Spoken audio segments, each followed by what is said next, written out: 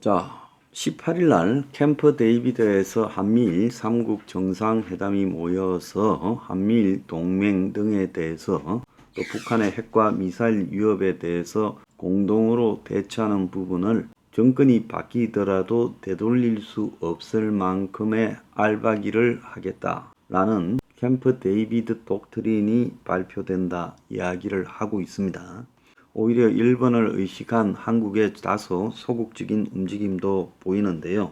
자, 이런 거를 떠나서 그제 조선일보의 외신 뉴스를 갖다가 이 해설하는 난에 매우 의미심장한 기사 하나가 실렸어요. 겉으로는 영어 공부하는 그런 난처럼 되어 있지만은 거기에 실린 기사가 굉장히 의미심장했습니다.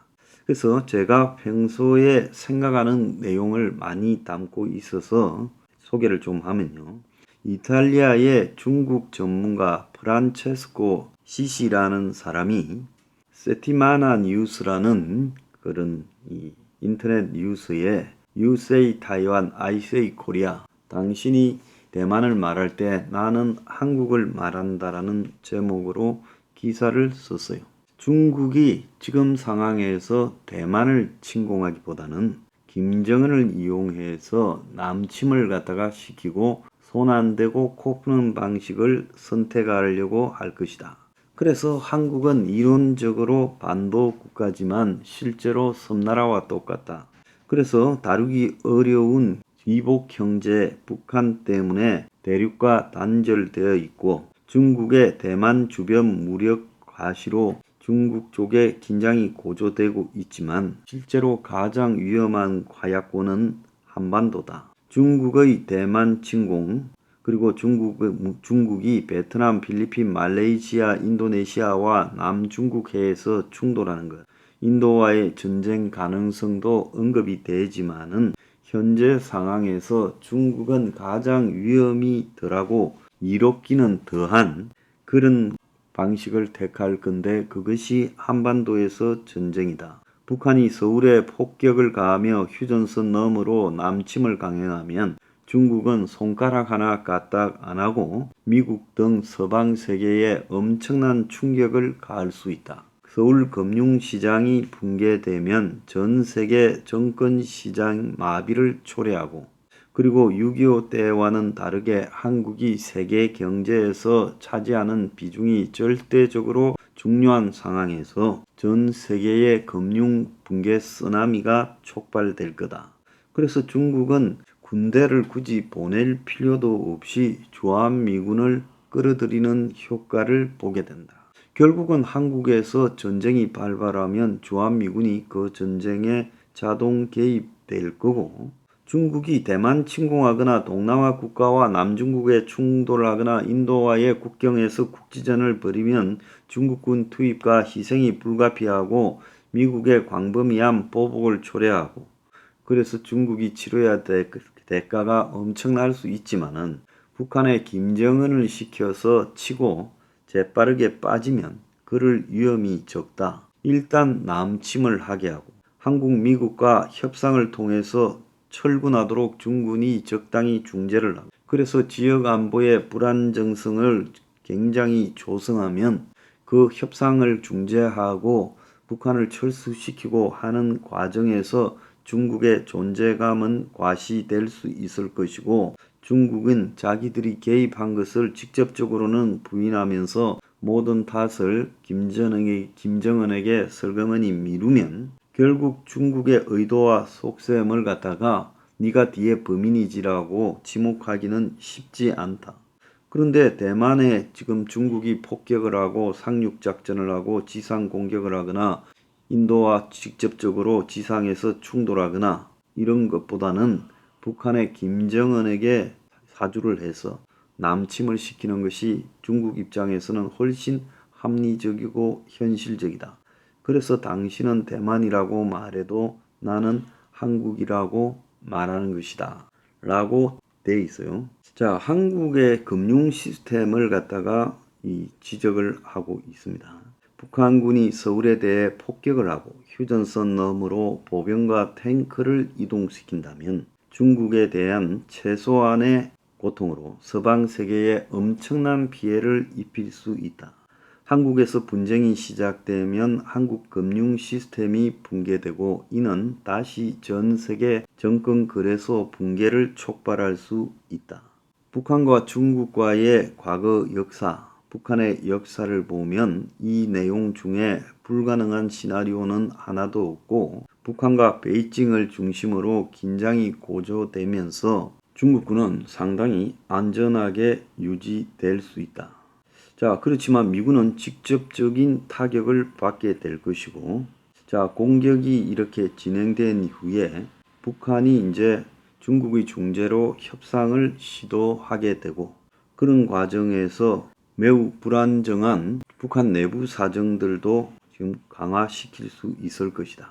여기서 중요한 것은 중국이나 북한이 한국을 감히 공격할 수 있을 것인가를 계산하는 게 중요한 게 아니다. 러시아가 우크라이나 공격 이후에 합리적으로 계산하고 판단한 게 없지 않느냐. 대부분의 세계는 러시아가 우크라이나에 대해 결코 공격하지 않을 거라 생각했지만은 그것이 일어났고 푸틴보다 훨씬 비합리적이고 강성인 김정은이 한국으로 넘어갈 수 있다라는 가정은 충분히 할 수 있고 현재 북이 가진 핵과 미사일 정강은 그것이 가능함을 입증하고 있다.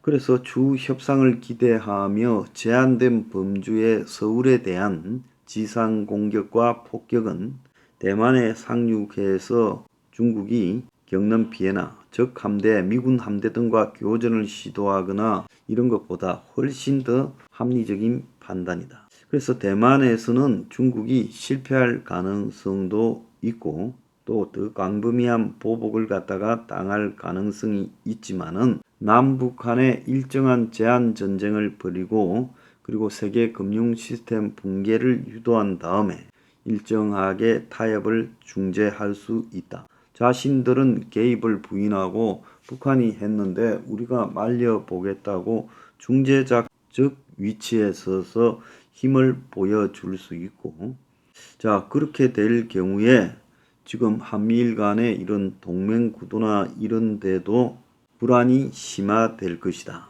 결국은 미국이 어떤 일을 하기보다 중국이 협상을 중재하는 그런 모양이 될 거란 이야기예요.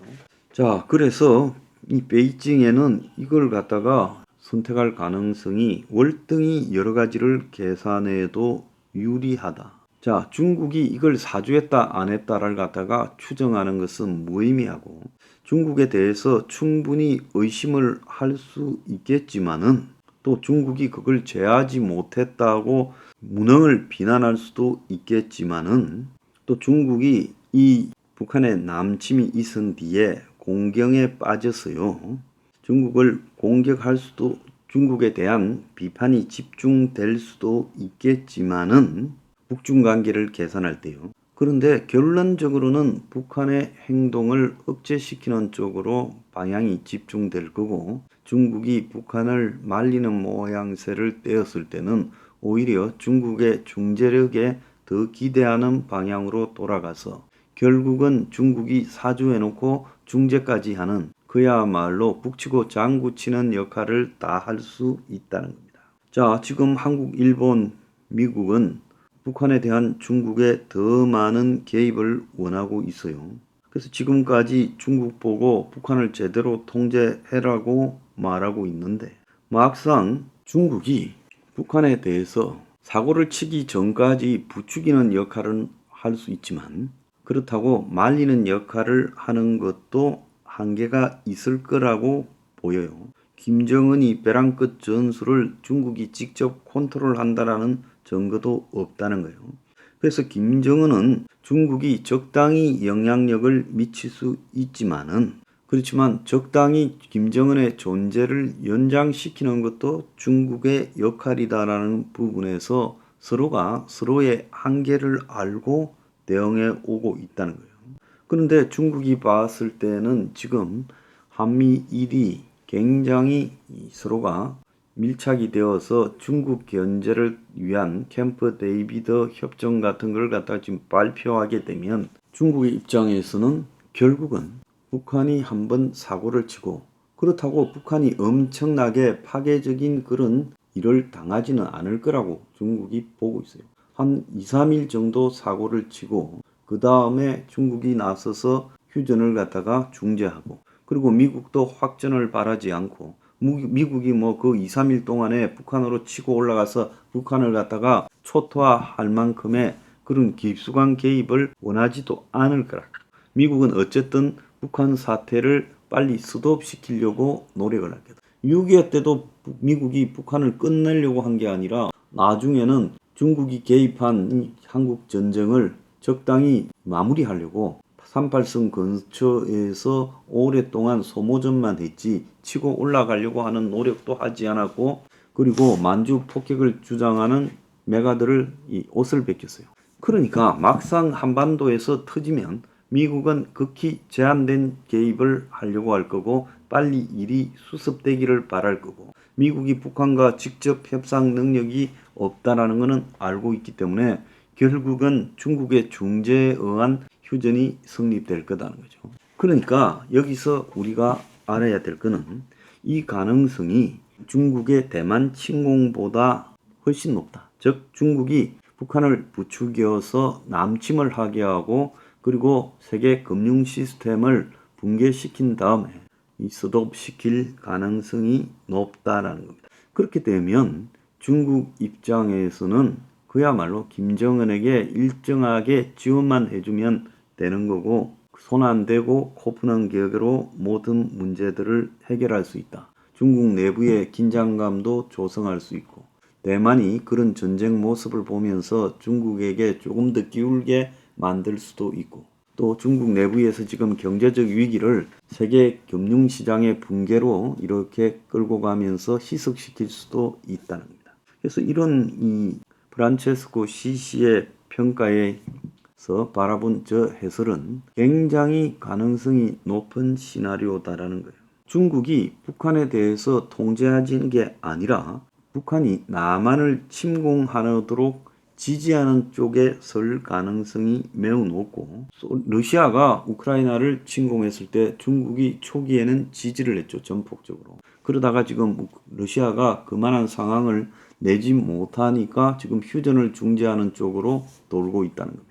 중국은 러시아가 성공했으면 중국도 대만을 같은 방식으로 하고 또 러시아가 지금 질척거리면서 교착 상태에 빠지니까 휴전을 중재해서 중국의 영향력을 과시하려고 하거든요. 결국 지금 마찬가지로 한반도가 똑같이 우크라이나처럼 중국에게 같은 이 시험대가 될 수 있다는 겁니다. 자, 지금 그래서 남침 가능성이 어느 때보다도 높다. 이 부분에 대해서 신경 많이 써야 된다. 바이든 만나면 이럴 경우에 대비해서 미국이 어느 정도 개입할 건가?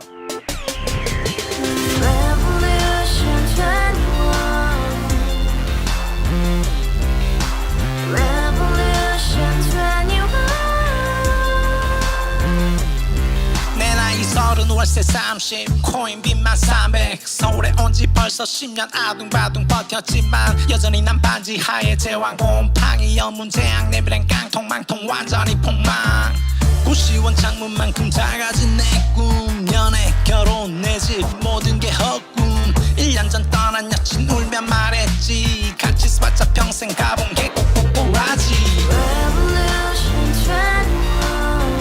가바후스 700 나도 소유주 가바후스 700 나의 소주 택시기사 우라부지 마트 캐셔 울어무니 우리 집안 다 털어봤자 후줄 그래 개선민 내 미래 거기서 팍 끝난 거지 팍 더 이상 노력 따윈 괴물이 스펙 찾았어 말리 비오는 날 알바 잘려 맨날 학원 날 개쳐 발려 밤비 내리는 양화대교 홀로 걷고 있을 때 현수막에 아로 새겨진 평당 700짜리 아파트 다같이 소리 질러 혁명 21 가바후스 700 나도 소유주 가바후스 700 나의 소주 Together in the house, brand new day, and your dream had just begun. Yeah. Revolution 2.